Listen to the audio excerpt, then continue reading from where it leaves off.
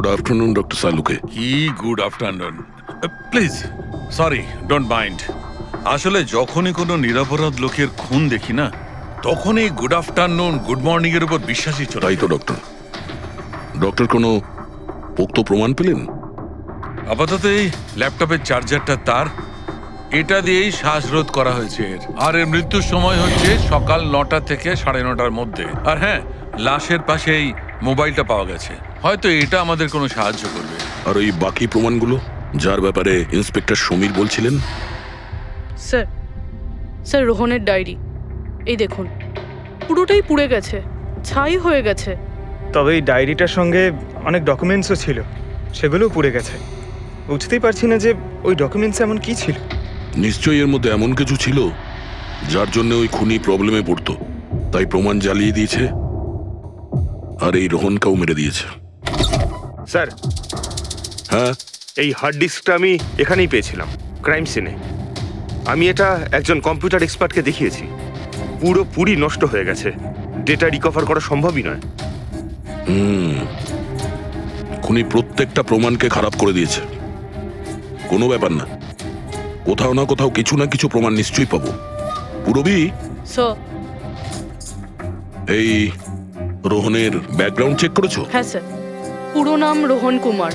এ পুনেতে থাকে, এখানে মুম্বাইতে চাকরি করছিল, একাই থাকতো। আর এখানেই এই বাড়ি থেকেই কাজ করছিল। কি কাজ কি করতো? গোয়েন্দা ছিল, বড় বড় কোম্পানিতে যে লাখ লাখ টাকা জালিয়াতি হয় সেগুলোর তদন্ত করতো। তাহলে তো অনেক শত্রুই আছে এই রোহনের। হ্যাঁ দয়া, আর ওই অনেকগুলো শত্রুর থেকে আসল খুনিটা কে সেটা হয়তো তোমাকে এইটা বলবে। কি এটা ডক্টর? এটা চুম্বক। চুম্বক? এর মধ্যে একজন দৌড়বীরের ছবিও আছে, কিন্তু এই চুম্বক রোহনের বডির মধ্যে কি করছিল? আমার মনে হচ্ছে হয়তো এটা খুনির হবে, ওর পকেটে ছিল, এদিক ওদিক করতে গিয়ে হয়তো এটা পড়ে গেছে। তাহলে তো এটা আঙুলের ছাপ থাকবে? না, একটাও নেই। একটাও নেই।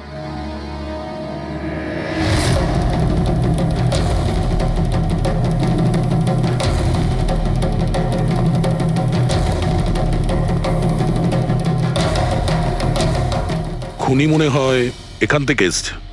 রবি, স্যার। এই রোহন এই মুহূর্তে কার জন্য কাজ করছিল? স্যার, ডিএনডি বিল্ডকম লিমিটেডের জন্য। BND Buildcom limited?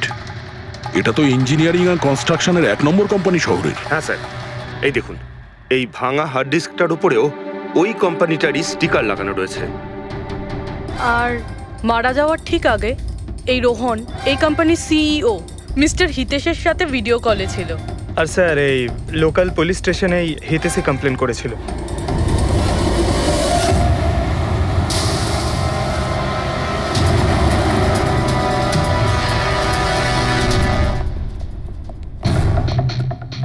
এটা কি এত বড় অফিসে শুধুমাত্র একজনই লোক ছিল নাকি? মনে হচ্ছে স্যার ইন্ডিয়ার ম্যাচ দেখার জন্য সবাই বাড়ি চলে গেছে। আচ্ছা, আজকে ইন্ডিয়ার ম্যাচ আছে? স্কোরটা কি হলো? কোহলি সেঞ্চুরি করতে যাচ্ছে। কি বলছেন স্যার? আপনি কি করে জানলেন? বাইরে ওয়াচম্যান কমেন্ট্রি শুনছিল। ইনভেস্টিগেশন করতে এসেছি, চোখ কান খোলা রাখতে হবে। স্যার, হিতেশের cabin. Mister Hitesh, hi, CID. Please বসুন। আমি আপনাদেরই অপেক্ষায় ছিলাম। শুরু থেকে বলুন সবকিছু। 6 মাস আগে আমি রোহনকে কাজে রাখি। গত 5 বছর ধরে আমাদের কোম্পানিতে যে লোকসান হচ্ছে তা আগে কখনো হয়নি। কি ধরনের ক্ষতি? লোকসানের লিস্ট তো বলে শেষ করা যাবে না। যে টেন্ডারগুলো আমাদের কোম্পানির পাওয়া উচিত ছিল সেগুলো হাত থেকে বেরিয়ে যাচ্ছিল। এই দেখুন, 1100 কোটির রিফাইন্ডিং কন্ট্রাক্ট, 37 কোটির রেলওয়ে কন্ট্রাক্ট, আর 800 কোটির পাওয়ার ট্রান্সমিশন কন্ট্রাক্ট। এটাও তো হতে পারে যে যে সমস্ত কোম্পানি এই কন্ট্রাক্টটা পেয়েছে ওরা আপনার থেকে কম কোট দিয়েছে। সেটাই তো আমি বলতে চাইছি স্যার। যদি অন্য অন্য কোম্পানি এই টেন্ডার পেত তাহলে ব্যাপারটা অন্য ছিল, কিন্তু এই সমস্ত কন্ট্রাক্ট একটা মাত্র কোম্পানিই পেয়েছে। আর সবচেয়ে বড় কথা হলো তাদের অ্যামাউন্ট আমাদের দেওয়া অ্যামাউন্টের থেকে মাত্র 1000 টাকা কম। শুধুমাত্র 1000 টাকা কম? কোন কোম্পানি এটা? XPL infrastructure. XPL infrastructure? তাহলে আপনার মনে হচ্ছে যে আপনার কোম্পানিতে এমন কেউ বেইমান আছে যে স্যালারি আপনার থেকে নেয় কিন্তু কাজ এক্সপিএল এর জন্য করে? 100% কেউ না কেউ তো অবশ্যই আছে। আর রোহন ওই লোকটার খুব কাছাকাছি পৌঁছে গিয়েছিল। ওর লাস্ট ফোন কলে আমায় এটাও বলেছিল যে সেই বেইমান এস্টিমেটিং অ্যান্ড টেন্ডিং ডিপার্টমেন্টের লোক। আচ্ছা, এই ক্রাইম সিন থেকে আমরা এই ড্যামেজড হার্ড ডিস্কটা পেয়েছি। কি আছে এর ভেতরে? স্যার, এটা আমাদের কোম্পানির গত 5 বছরের CCTV footage, call logs, emails, আমাদের কোম্পানিতে কত এমপ্লয়িজ আছে, সমস্ত ইনফরমেশন এতে ছিল। তাহলে এর কপি নিশ্চয়ই আছে আপনার কাছে? আগে হ্যাঁ আছে। আমরা ওটা আমাদের সঙ্গে নিয়ে যাব। শিওর।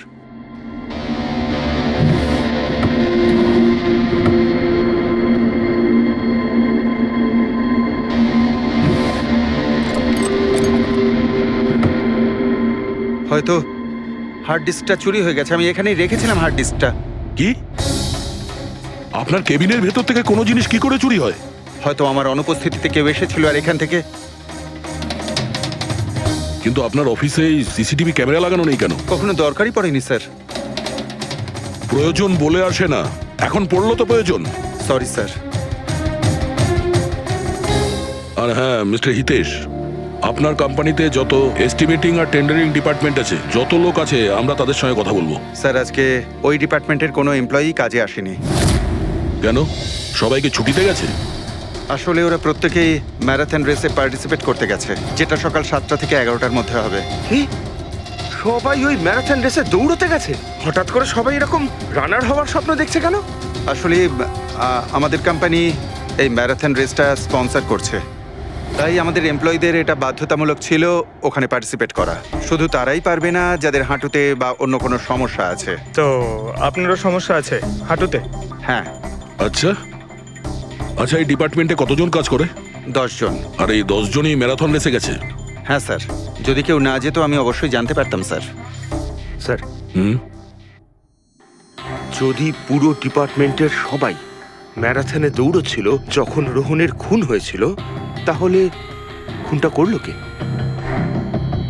হতে পারে ওই কন্ট্রাক্ট কিলার। 1 মিনিট মিস্টার হিতেশ, আপনার কাছে এই ম্যারাথন রেসের কোনো ব্রোশিয়া, কোনো লেটার আছে? ইয়েস স্যার, আমি আনছি। কি হলো স্যার? চুম্বকে ওই দৌড়ানোর লোকটা, ম্যারাথন রেস, এক্ষুনি জানতে পারবো। এই নিন sir. Thank you. You are welcome sir. হুম, দেখেছো, এটাই হলো ওই চুম্বকের রহস্য। যেটা ক্রাইম সিনে পাওয়া গেছে সেটা ম্যারাথন রেসে। মানে স্যার, ও ম্যারাথন রেসে দৌড়চ্ছিল, রোহনকে খুন করার জন্য ও রেস ছেড়ে দিয়ে ওর বাড়ি চলে যায়। মনে তো হচ্ছে এইরকমই। স্যার, এই বিপ ম্যাগনেট জার্সির ওপর লাগানো হয়। সঞ্জু স্যারকে একটু বুঝিয়ে দাও। দেখুন স্যার, এই ম্যাগনেটটাকে এখানে এইভাবে লাগিয়ে দিতে হবে। সেম এরকমই আরেকটা নেওয়ার পরে জার্সির ভেতর থেকে আমরা নিয়ে নেব, আর এটাকে আমরা এইভাবে লাগিয়ে দেবো। সেম আরেকটা এইভাবে নিয়ে এটাকে নিয়ে আমরা এইভাবে লাগিয়ে দেবো, আর এটা এইভাবে লক হয়ে যায়। আগে আমরা সেফটি পিন ইউজ করতাম, কিন্তু 2-1 বার রানার্সের চোট লেগেছিল, তাই আমরা এই ম্যাগনেট টেকনিকটার ব্যবহার করছি। এই ম্যাগনেট আর রেসিং হুইপ আপনি সব প্রতিযোগীকেই দিয়েছিলেন? ইয়েস স্যার, সবাইকে জানিয়ে দেওয়া হয়েছিল, বলাও হয়েছিল রেস শেষ হয়ে যাওয়ার পরে সব ম্যাগনেটগুলোকে ফেরত দিয়ে দিতে। তাহলে কারা কারা এই ম্যাগনেট ফিরিয়ে দেয়নি? স্যার, অনেকেই দেয়নি, কেউ ফেলে দিয়েছিল, কেউ বা হারিয়ে ফেলেছিল, আর এক একজনের দায়িত্বও ছিল না যে জিনিসটাকে ফেরত দিতে হবে। একটা কথা তো শিওর, কেউ রেস মাঝপথে ছেড়ে দিয়েছিল, গিয়ে খুন করে আবার ফিরে এসেছে। কিন্তু স্যার, রেস তো অনেক লোকেই মাঝখানেই ছেড়ে দিয়েছিল, কিন্তু এটা কি করে জানা যাবে যে তাদের মধ্যে রোহনকে কে মেরেছে? ওই 10 জনের মধ্যেই কেউ হবে যারা ক্যান্টিন ডিপার্টমেন্ট আর এস্টিমেটিং ডিপার্টমেন্টে কাজ করছিল। কিন্তু স্যার, ওই 10 জনের মধ্যে রেস মাঝপথ থেকে ছেড়ে দিয়েছিল, এটা কিভাবে জানতে পারবো? জানা যেতে পারে স্যার। কি করে? স্যার, আমরা প্রত্যেকটা প্রতিযোগীর মাথায় গোপ্রো ক্যামেরা লাগিয়েছিলাম, আর সেটা থেকে জানা যেতে পারে কে মাঝপথে ছেড়ে দিয়েছিল। ওয়ান্ডারফুল।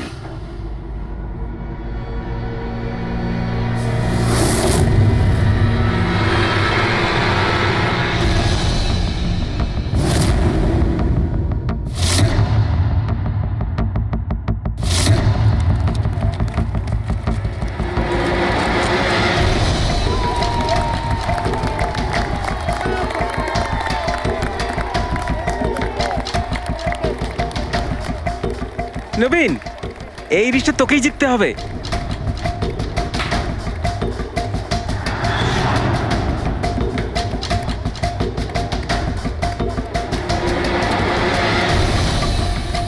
রান।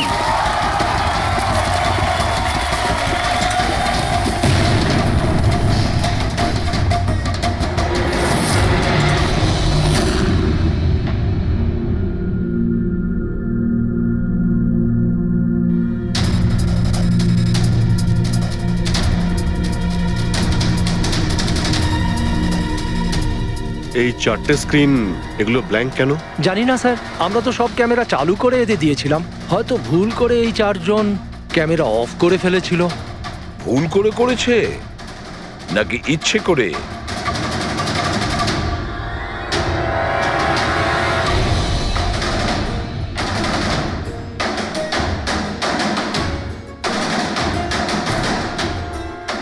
এদের মোটিভটা কি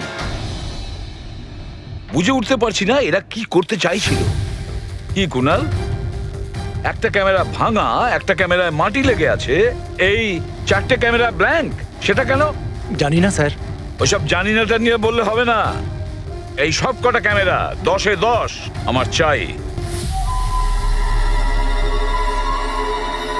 স্যার, এই তিনটে ক্যামেরা একদম ঠিক ছিল স্যার। এমপ্লয় 1, এমপ্লয় 2 আর এমপ্লয় 3। তার মানে এই তিনটে ক্যামেরায় কোনো টেকনিক্যাল প্রবলেম ছিল না। কেউ ইচ্ছে করে ক্যামেরাগুলো বন্ধ করেছিল বা ভুল করেও করে থাকতে পারে, কিন্তু বলা যায় না। কিন্তু স্যার, এই চারটে ক্যামেরারই ফুটেজ একদম ঠিকঠাক স্যার। এমপ্লয়ি 4, 5, 6, 7। তাহলে এবার যাই প্রবলেম ক্যামেরাতে। সবার আগে প্রবলেম ক্যামেরা ছিল এই নবীনের, যার লেন্স ক্র্যাক হয়ে গেছিল। হতে পারে দৌড়তে দৌড়তে পড়ে গেছিল।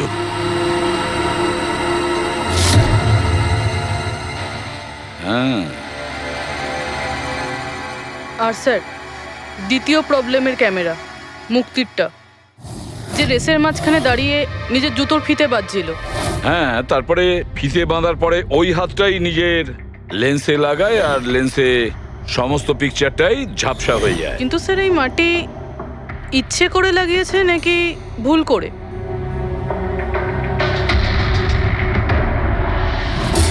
আরে 10টা লোকের তো 10টা গোপ্রো ক্যামেরা থাকা উচিত, এখানে তো দেখছি 9টা। গৌরবের ক্যামেরাটা কি হলো, সেটা কোথায়? স্যার, ওই ক্যামেরাটা হারিয়ে গেছে, গৌরব ওটা ফেরত দেয়নি।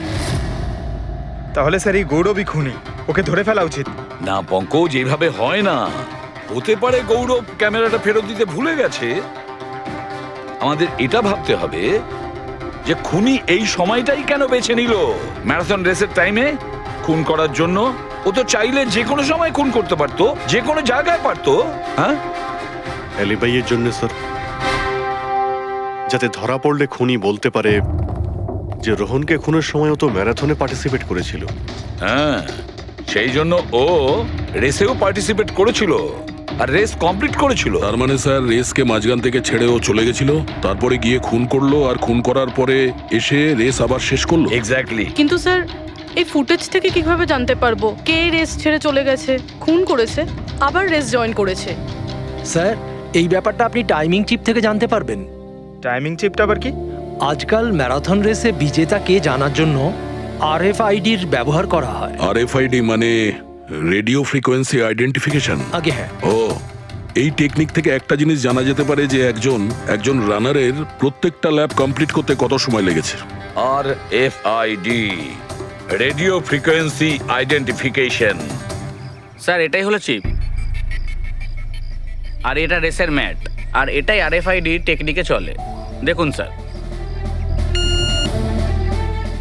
ও, তার মানে রেস শুরু হতেই যখন কোনো রানার এটা ক্রস করে তখন এই টাইমিংটা ওই মুহূর্তে শুরু হয়ে যায়। একদম স্যার, অফিসের কার্ডের মতন স্যার। ঠিক আছে, এটা তো বুঝতে পারলাম, কিন্তু এটা কি জানতে পারা যাবে যে কেউ রেস মাঝপথে ছেড়ে দেয় আর পরে আবার এসে জয়েন করে? এরও উপায় আছে স্যার। স্যার, এই ম্যারাথন রেস 31 কিলোমিটারের হয়। এতে 4টে ভাগ, প্রথমটা 5, দ্বিতীয়টা 10, তৃতীয় 15, চতুর্থ 20। চতুর্থ পর্যায় থেকে ফিনিশিং লাইনের দূরত্ব কম করে 1 কিলোমিটার স্যার। তার মানে সব মিলিয়ে 6টা প্যাড। স্টার্টিং লাইনের প্রথম প্যাড আর ফিনিশিং লাইনের 6 নম্বর প্যাড। মাঝখানে 4টে থাকছে, 4টে ধাপ, 4টে প্যাড। যখন কোনো প্রতিযোগীর পা ওই প্যাডের মধ্যে পড়ে তখন আমরা বুঝতে পারি ওই রানার কত টাইমটা নিয়েছে। তাহলে কে রেস মাঝপথে ছেড়েছিল আর কে ছেড়ে যায়নি এটা জানা গেলে এটাও জানা যাবে যে একটা ধাপ থেকে আরেকটা ধাপে যাওয়ার সময় কোন রানারের সব থেকে বেশি সময় লেগেছিল। সবকটারই টাইমিংটা চেক করতে হবে। জানা তো যাবে সে কে যে মাঝপথে রেস ছেড়ে আবার জয়েন করেছে। পুরবি, সো স্যার আমাদের প্রথম কচ্ছপ হলো এই নবীন। এ রেসের প্রত্যেকটা ল্যাপ 25 মিনিটে কমপ্লিট করেছে, কিন্তু শেষ ল্যাপের পরে ফিনিশিং লাইন পর্যন্ত পৌঁছানোর জন্য মানে 1 কিলোমিটার ক্রস করার জন্য ওর 50 মিনিট সময় লেগেছে। নবীন,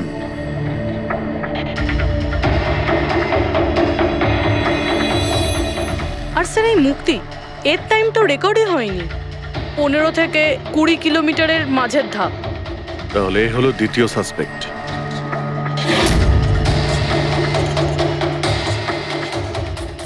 মুক্তি। আর এবার এই গৌরব, এ তো 15 কিলোমিটারের ধাপই বের হতে পারেনি। তাহলে এই হলো আমাদের তৃতীয় সাসপেক্ট। স্যার বাকি সবার টাইমিং তো মোটামুটি ঠিকঠাকই আছে। তার মানে এই খুন এই 3 জনের মধ্যেই কেউ করেছে, মুক্তি, নবীন আর গৌরবের মধ্যে। যদি নবীন খুন করে থাকে তাহলে সে রেস ছেড়েছে 20 কিলোমিটার আর ফিনিশিং লাইনের মাঝপথে। পেড্রিক, পঙ্কজ, বাইক নিয়ে যাও, এবার স্পিডে যাবে ওই রুটেই। আর খেয়াল করো যেখানে ওই 3 জন যেখানে রেস ছেড়েছে সেখান থেকে রোহনের বাড়ি কতটা দূরে আর কত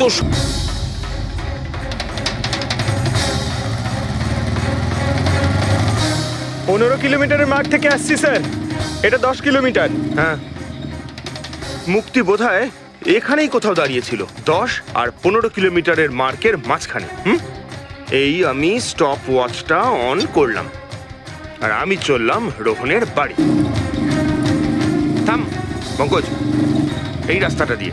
এই রাস্তা দিয়ে? হ্যাঁ, এই রাস্তাটা। চলুন। আরে আস্তে চালা না। হ্যাঁ।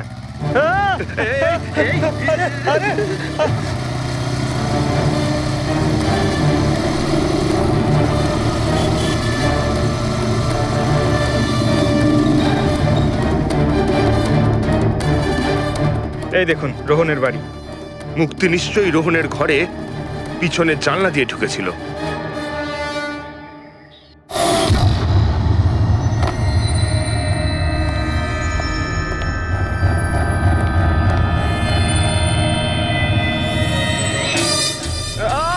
আরে অ্যাক্টিং করতে বলেছিলাম। থাম। মুক্তি রোহনকে খুন করার পর হয়তো সমস্ত তথ্য প্রমাণ পুড়িয়ে আবার দৌড়ে ফিরে গিয়েছিল ম্যারাথন শেষ করতে। চল আমরা আবার যাব সেই ম্যারাথনের ওখানেই, 20 কিলোমিটারের মার্কটার কাছে।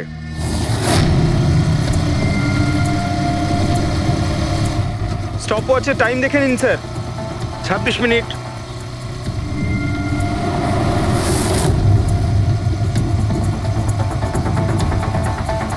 বাহ, আরে ব্যাস ব্যাস ব্যাস। এবার মুক্তি পৌঁছলো 20 কিলোমিটারের মার্কে পাক্কা 30 মিনিট পরে। আর তারপর এখান থেকেই হয়তো ও রেসটা শেষ করেছিল।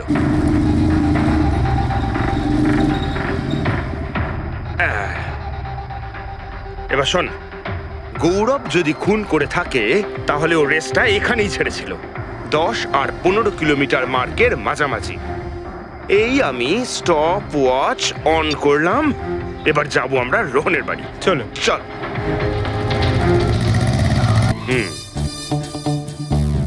হ্যাঁ, একদম পুরো বিশ্বাস আছে আমার।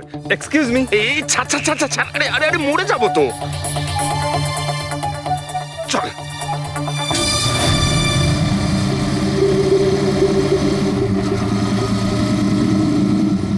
ব্যাস। একটু দাঁড়ান। আমি বুঝতে পেরেছি, আমি বলছি।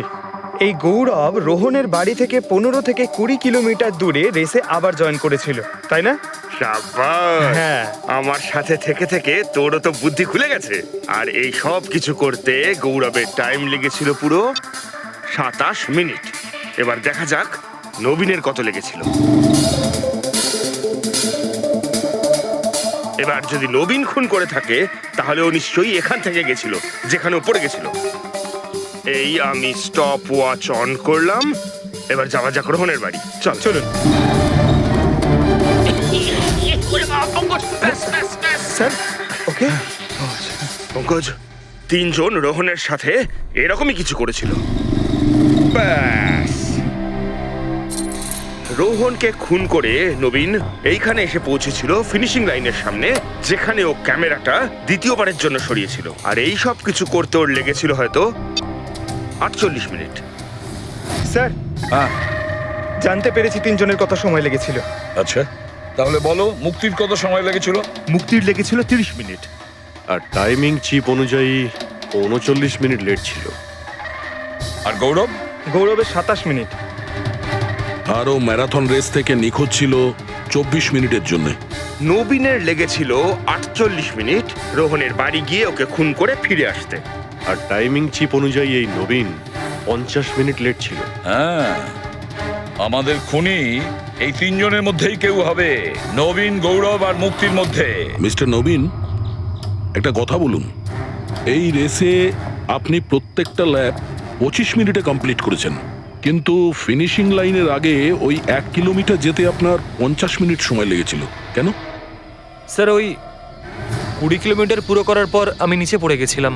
আর স্যার ওই আমার পায়ে চোট লেগেছিল আর ক্যামেরাটাও ভেঙে যায়। স্যার লাস্টের 1 কিলোমিটার আমি কতটা কষ্টে পুরো করেছি স্যার আমিই জানি সেটা। এই আঘাতটা কোথায় লেগেছে আপনার? স্যার এইখানে দেখুন স্যার। পট্টিটা খোলো। হ্যাঁ, এইটা।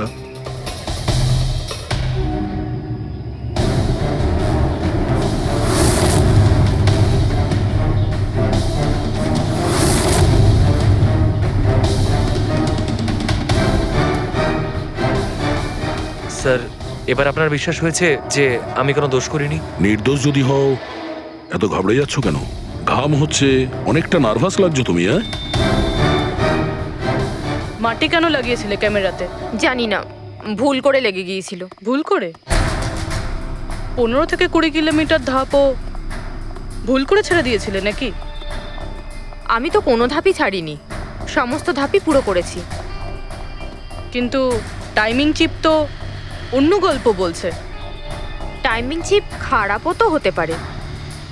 আপনি একজন মেশিনের উপর বিশ্বাস করবেন নাকি একজন জীবন্ত মানুষের উপর? আচ্ছা, তোমার গোপ্রো ক্যামেরাটা কোথায় গেল? তুমি তো ওদের ওটা ফেরত দাওনি। ওটা তো হারিয়ে গেছে স্যার। হারিয়ে গেছে? কি করে হারিয়ে গেল ভাই?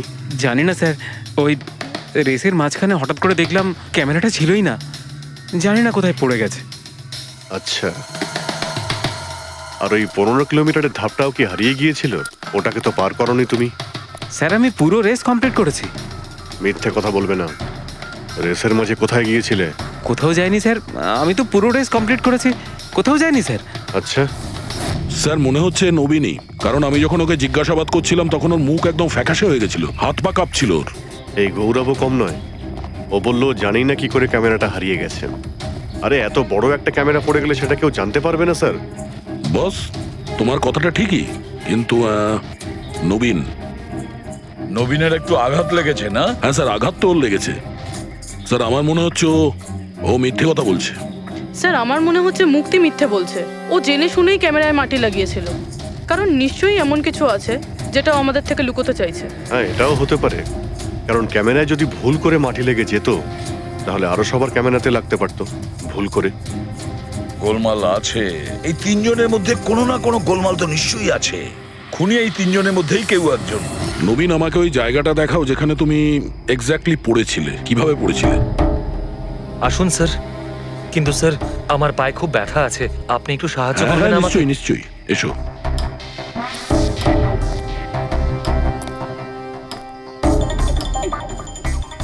স্যার আমি এখনো বলছি আপনাকে, আপনি নিজের টাইম ওয়েস্ট করছেন। এমনটা যেন না হয় যে আসল খুনিই পালিয়ে যায়। সিআইডির হাত থেকে আজ পর্যন্ত কোনো খুনি না বেরিয়েছে না বেরোতে পারবে, নিশ্চিন্ত থাকো। হ্যাঁ, স্যার ওই যে এখানে আটকেই আমি পড়ে যাই। এখানে? হ্যাঁ স্যার, স্যার পড়ে যেতেই আমার ক্যামেরাটাও ভেঙে যায়। আচ্ছা। তারপর আমি ক্যামেরাটা আবার লাগালাম, তারপর রেস স্টার্ট করলাম। প্রচুর ব্যথা নিয়ে তুমি এই রেসটা ফিনিশ করেছো। হ্যাঁ স্যার, এখনো খুব ব্যথা। তুমি পড়েছিলে এইখানে, এই জায়গাটায়? হ্যাঁ স্যার, খুব ক্লান্ত হয়ে গেছিলাম তো, তাই খেয়াল করিনি আর পা আটকে নিচে পড়ে যাই। আচ্ছা, রেস ফিনিশ করার আগে তুমি দ্বিতীয়বার ওই ক্যামেরাটাকে সরিয়ে দিয়েছিলে কেন? আচ্ছা, ওটা তো স্যার খুব গরম লাগছিল তো, তাই মুখটা ধোয়ার জন্য আমি ক্যামেরাটা খুলে ফেলেছিলাম। কিন্তু কিছুক্ষণ পরেই আমি আবার ক্যামেরাটা লাগিয়ে নিই। রেস তো আমি তারপরেই কমপ্লিট করেছিলাম। হ্যাঁ ঠিক আছে, চলো। স্যার কিছু তো বলুন, আমরা যাচ্ছি কোথায় আসলে? তোমার হারিয়ে যাওয়া ক্যামেরা খুঁজতে। স্যার কিন্তু এত বড় জায়গাতে আমরা খুঁজবো কি করে ওই ক্যামেরাটা? প্রত্যেক ক্যামেরাতে একটা চিপ লাগানো আছে, আর এই ম্যাপ বলছে তোমার ক্যামেরা এইদিকেই আছে। চলে এসো। ম্যাম, আমি সত্যি কথাই বলছি। সত্যি তো এটাই, তুমি 10-15 কিলোমিটারের মাঝে রেস ছেড়ে দিয়েছিলে আর তারপরে রোহনকে মেরে দিয়ে এখানে চলে এলে, এই 20 কিলোমিটারের মার্কে চলে এলে। কারণ তুমি তো জানতে এখান থেকে তোমাকে কোনো খেলোয়াড় দেখতে পাবে না। সব খেলোয়াড়রা তো তখন পিছনে। সব মিথ্যে। আপনি আমার কথা বিশ্বাস কেন করছেন না?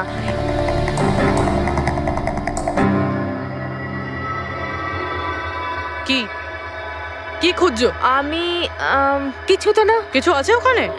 না, কিছু না। আচ্ছা, ওই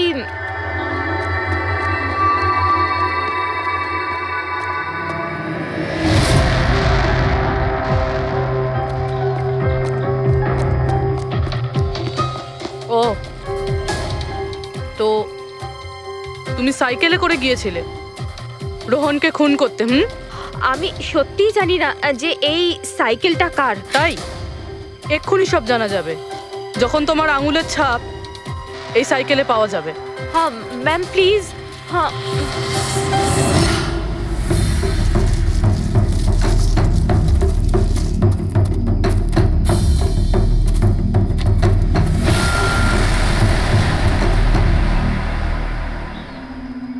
এই হলো ক্যামেরা। এটাকে পুরো ভেঙে ফেলেছো? হ্যাঁ, আমি ভাঙিনি স্যার। দুটো ক্যামেরা।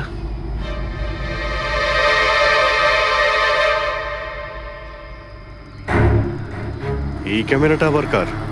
স্যার স্যার সরি, আমি আপনাকে মিথ্যে বলেছি স্যার, কিন্তু আমি আপনাকে সব সত্যি কথা বলে দিচ্ছি স্যার।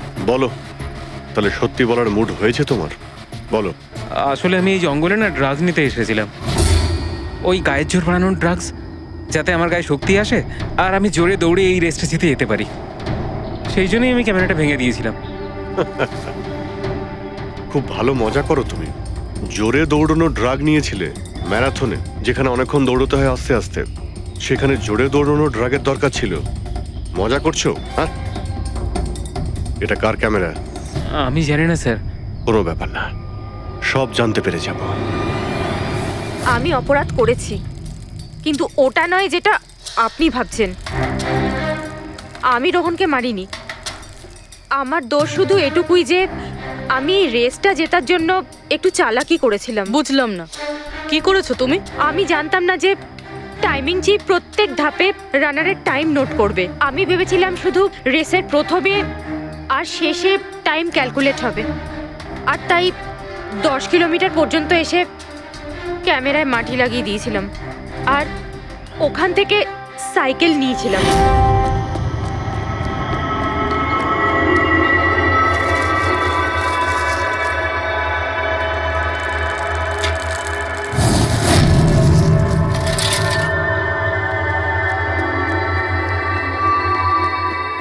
কিন্তু রেস শেষ হতেই সিআইডি ওখানে চলে এলো আর আমি ওখান থেকে সাইকেলটা সরানোর সুযোগই পাইনি। এত কিছু করেছো শুধু একটা রেস জেতার জন্য? আসলে অফিসে বেট ধরা হয়েছিল যে আমাদের ডিপার্টমেন্টে যে রেসটা জিতবে তাকে সবাই কন্ট্রিবিউট করে 5 লাখ টাকা দেবে।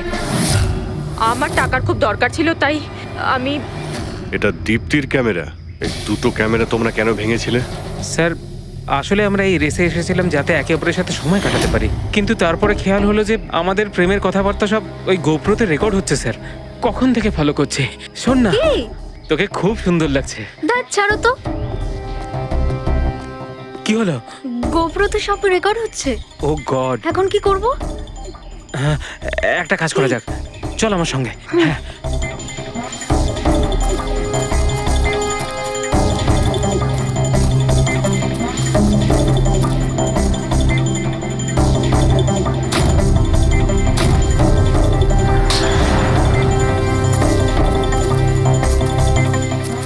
আরে তোমরা তো অদ্ভুত কাজ করেছো।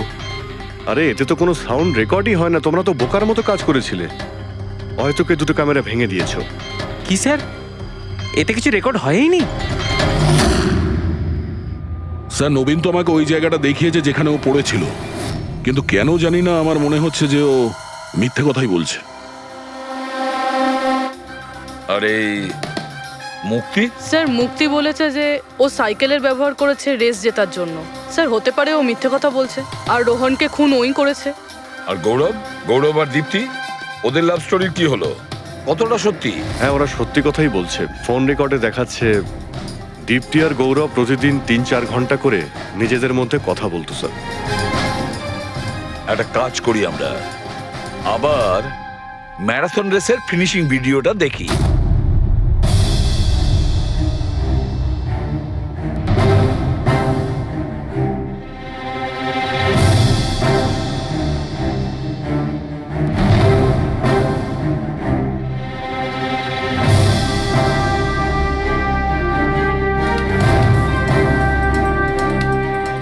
তার মানে গৌরবের ঠিক পরেই এই দীপ্তি ঢুকেছিল।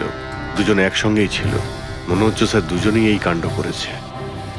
এক মিনিট অভিজিৎ, দয়া, এই ফুটেজটা দেখো। এই যে এই